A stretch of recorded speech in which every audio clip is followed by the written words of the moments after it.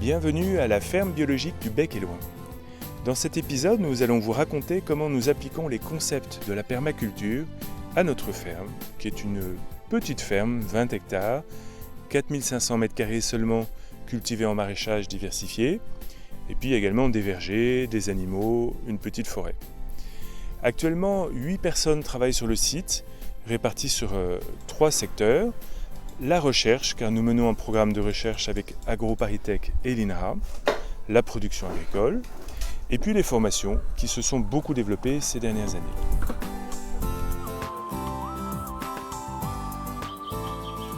Voilà 10 ans que nous sommes arrivés dans cette magnifique vallée, classée zone Natura 2000 d'ailleurs. Et initialement, cet endroit n'était pas du tout une ferme. D'ailleurs, au départ, notre rêve à nous, c'était de l'autosuffisance.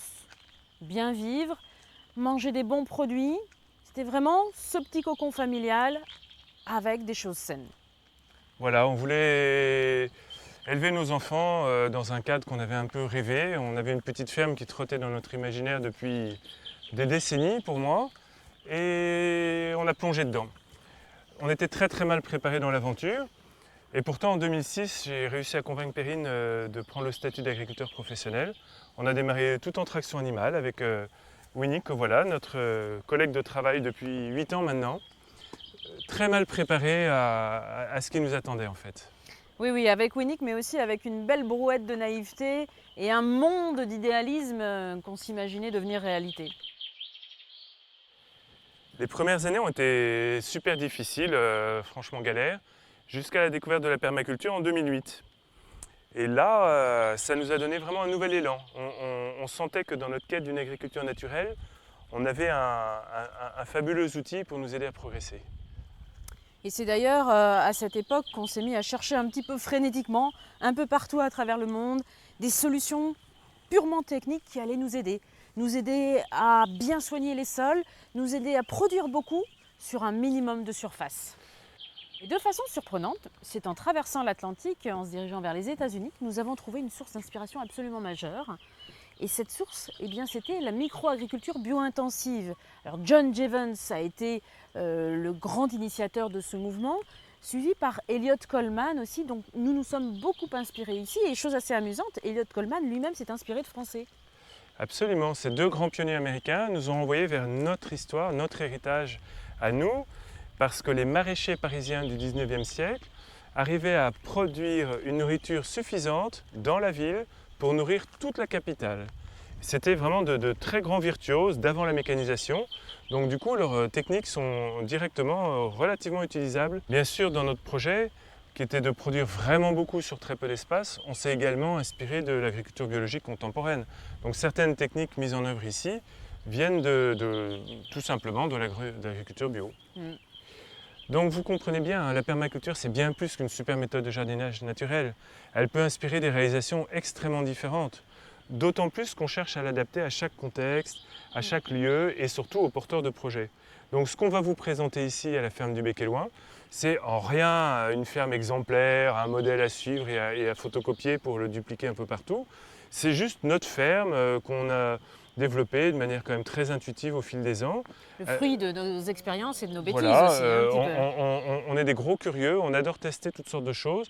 On se plante régulièrement, il y a beaucoup d'échecs ici. Il y a aussi des trucs qui marchent. Et c'est un petit peu tout ça qui donne la ferme du Bec et Loing telle qu'elle est aujourd'hui.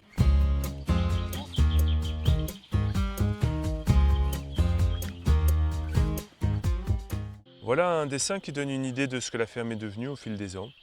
On voit effectivement tout un entrelac de jardins. Le jardin mandala où on se trouve, le verger des Bastiges, le verger des demi-tiges, celui qu'on appelle le jardin de la rivière. Là on a les îles jardins, la forêt jardin tout autour, les mares bien sûr, puis la petite rivière qui serpente autour, l'écocentre, notre maison. Une chose qui frappe peut-être, c'est l'omniprésence des arbres. Pour nous, l'arbre, c'est vraiment le pilier des jardins. Ce sont les arbres qui sauveront la planète. Donc on en a planté partout, 1000 arbres fruitiers à peu près, ils ne sont pas tous représentés là, et de 500 variétés. Les arbres sont très importants, ils rendent plein de services écosystémiques. Eh bien la ferme, il y a 8 ans, quand nous avons commencé, c'était cela. Un herbage comme celui-là, pas de mares, pas d'arbres. Il nous a fallu donc beaucoup de travail pour obtenir cela. Une mosaïque de petits ensembles avec des jardins, des vergers, des mares, le tout sur 1,2 hectare extrêmement productif, entièrement travaillé à la main et qui a créé des emplois pour plusieurs personnes.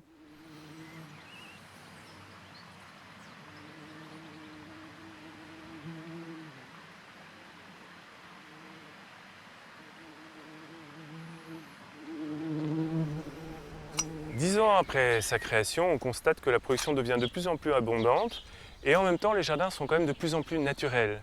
Et ça c'est super intéressant parce que habituellement on est formaté pour opposer protégeons l'environnement ou alors développons les activités humaines. Et grâce à cette dimension permaculturelle, on a l'impression qu'ici on arrive à concilier les deux. La production n'a de cesse d'augmenter d'année en année, mais il y a de plus en plus de faune, de flore sauvage, la terre s'enrichit, etc. Donc on voit qu'on arrive quand même à concilier nourrir les humains et guérir la terre. Quand on fait un design en permaculture, bien évidemment, il faut tenir compte des spécificités du lieu. Ici, nous avons choisi de cultiver dans un fond de vallée. Or, ce fond de vallée, depuis le néolithique, n'a jamais été cultivé. Et pour cause, nous avons compris pourquoi. Regardez un petit peu ce sol. Nous avons sur la surface, que je montre ici avec la baguette, 10 premiers centimètres d'une terre qu'on pourrait dire arable, mais dont on sait, depuis qu'on a des analyses de sol, qu'elle n'est guère fertile, parce que toute la fertilité de cette couche arable est complètement bloquée par un agglomérat calcique, il y a beaucoup de calcaire, de calcium, et puis juste en dessous, eh bien, on a un espèce d'agglomérat d'argile, de l'argile décomposée qui ressemble un petit peu à du sable. Et vous imaginez bien que les végétaux dans ce milieu-là ne sont pas du tout contents. Ce n'est pas là qu'ils vont aller chercher les nutriments dont ils ont besoin pour pousser. Donc finalement, notre entreprise depuis ces 8 ans, ça a été de créer du sol. Souvent on aime à dire qu'on est producteur de légumes, de fruits, mais aussi et surtout de sol, pour faire en sorte que les végétaux soient en bonne santé. Alors comment avons-nous fait pour créer cette fertilité, pour créer ce sol? Eh bien nous avons utilisé des composts, nous mulchons également beaucoup le sol, nous utilisons des engrais verts. Le but étant véritablement de recréer du sol pour faire en sorte d'avoir ces végétaux qui poussent dans les conditions les plus optimales possibles. Le design en permaculture, c'est quelque chose de très créatif et d'assez rigolo finalement. On s'amuse beaucoup avec nos petits designs et puis ça devient une manière de penser, presque une seconde nature, et on cherche toujours comment est-ce qu'on pourrait améliorer, gagner en efficacité, etc. Alors, dans notre boîte à outils, on a un concept qui est fort utile, c'est le concept des zones. L'idée est très simple dans les zones. Ça consiste à positionner au plus près des installations humaines les éléments qui demandent le plus de soins. Par exemple, près de la maison, on va mettre le potager. Et puis à l'inverse, le plus loin de nos habitats, on va mettre les éléments qui demandent moins de soins, comme par exemple une forêt. Alors ici, dans notre cas, on avait un problème à la ferme, parce que les jardins sont créés au sud de la rivière, qui est une zone non constructible, et l'endroit où sont lavés, conditionnés les légumes, c'est l'entrée de la ferme, c'est la boutique, et c'est à 150 mètres d'ici. Donc je ne vous raconte pas tous les trajets, les allers-retours en brouette avec des charges assez lourdes. Ça occasionnait beaucoup de fatigue et de perte de temps.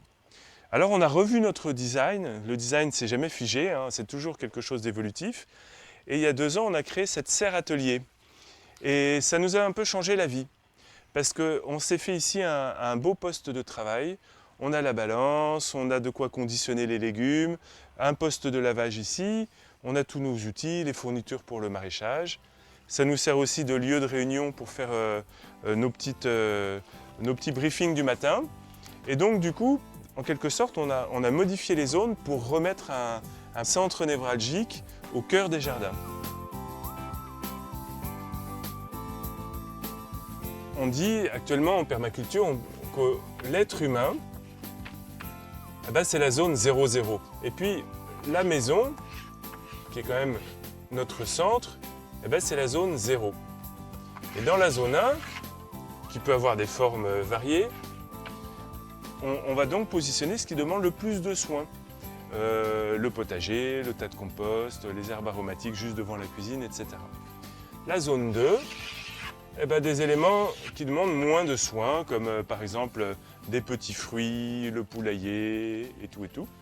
Et puis ainsi de suite, zone 3, 4, jusqu'à la zone par exemple 4, on va dire que ça va être des bovins ou des grandes cultures, des éléments qui n'ont pas forcément besoin d'être visités souvent, ou une forêt pour faire du bois de chauffage.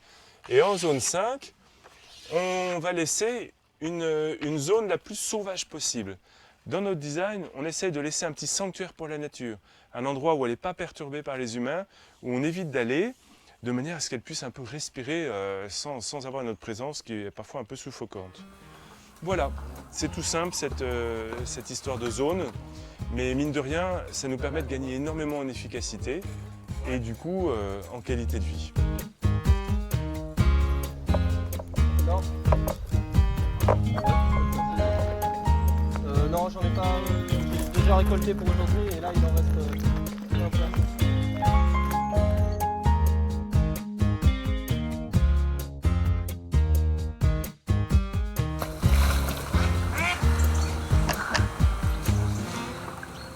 Dans un design permaculturel, on accorde une grande importance au climat et à l'établissement de microclimats.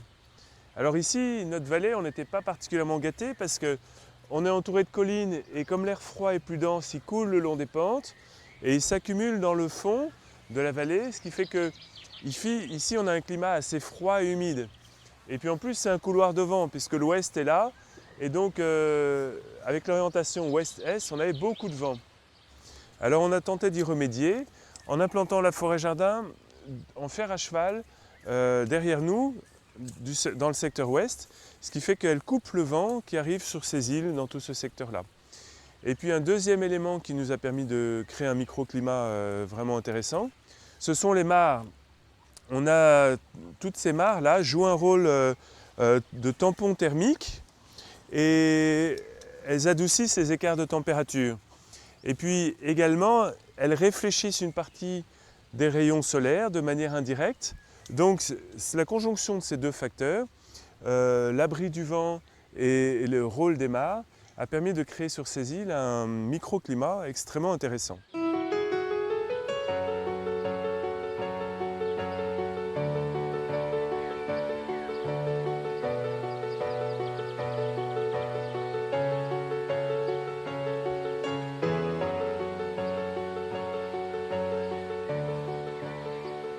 À partir de l'herbage initial, nous avons créé une mosaïque de petits milieux dans la ferme. On voit ici, juste à côté de nous, les mares, le pré-verger avec les animaux, cette île jardin sur laquelle nous nous trouvons, qui est un espace intensément cultivé, et puis la forêt jardin juste derrière nous, qui joue parfaitement son rôle de brise-vent. Donc en fait, 4 milieux qui interagissent, qui échangent avec tout un tas de circulations, de biomasse, d'animaux, etc. Alors ça illustre parfaitement le fait, comme on l'a évoqué, que chaque élément remplit plusieurs fonctions. Par exemple, la forêt-jardin, on a vu son effet brise-vent. Bien sûr, elle produit une abondance de nourriture, de bonnes choses. Elle donne également de la biomasse, la taille des arbres et des buissons, des orties qui viennent nourrir nos animaux, qui viennent nous servir à pailler nos buts de culture. Et en parlant des animaux, eh bien, ces éléments-là aussi remplissent plusieurs fonctions, puisqu'ils nous donnent leur force de travail. On fait du fumier avec ce qu'ils nous offrent, si vous voyez ce que je veux dire. C'est assez sympa de travailler avec les animaux. Éventuellement, ils peuvent manger les résidus de culture. Et en plus, comme nous sommes ferme pédagogique, c'est toujours d'un attrait majeur que d'avoir des animaux dans un système. Les mares sont très importantes pour nous. D'abord, il y a la beauté, il y a le côté un peu magique de se dire qu'on arrive sur nos îles jardins. Et puis, on a évoqué leur rôle dans le microclimat. C'est vraiment une source de fertilité. Les roseaux poussent super vite. Pareil, ils nourrissent les animaux, ils peuvent nourrir les êtres humains et ils nous font un excellent paillage. Il y a aussi la vase qui se dépose, qui est très concentrée en nutriments. Et puis, il y a les grenouilles qui aident à manger les limaces, nos copains les canards coureurs indiens qui font de même. Et autre principe qu'on peut voir se décliner sur cette île et de façon assez intéressante, c'est le principe de l'effet lisière. En permaculture, on insiste beaucoup là-dessus. Vous savez, la lisière, donc l'endroit qui est la conjonction entre deux milieux différents, eh bien c'est l'endroit où se concentrent toutes les interactions, au niveau de la faune, au niveau de la flore. Donc c'est là qu'on a le plus de richesse en termes de milieu. Quelles qu'elles soient d'ailleurs, hein, ces fameuses richesses. Et ici, rien de tel que cet effet lisière. Entre la mare et l'île, on en a déjà un. Entre la forêt-jardin et l'île, on en a un autre. Entre les mares et le pré-verger, encore un autre, etc., etc. Et cet effet lisière, c'est vraiment ce que nous sommes appliqués à reproduire le plus souvent dans la ferme. En fait, la ferme, c'est une mosaïque de petits milieux qui s'interpénètrent les uns avec les autres et on maximise systématiquement au niveau de la lisière, les interactions qu'il peut y avoir entre les différents éléments.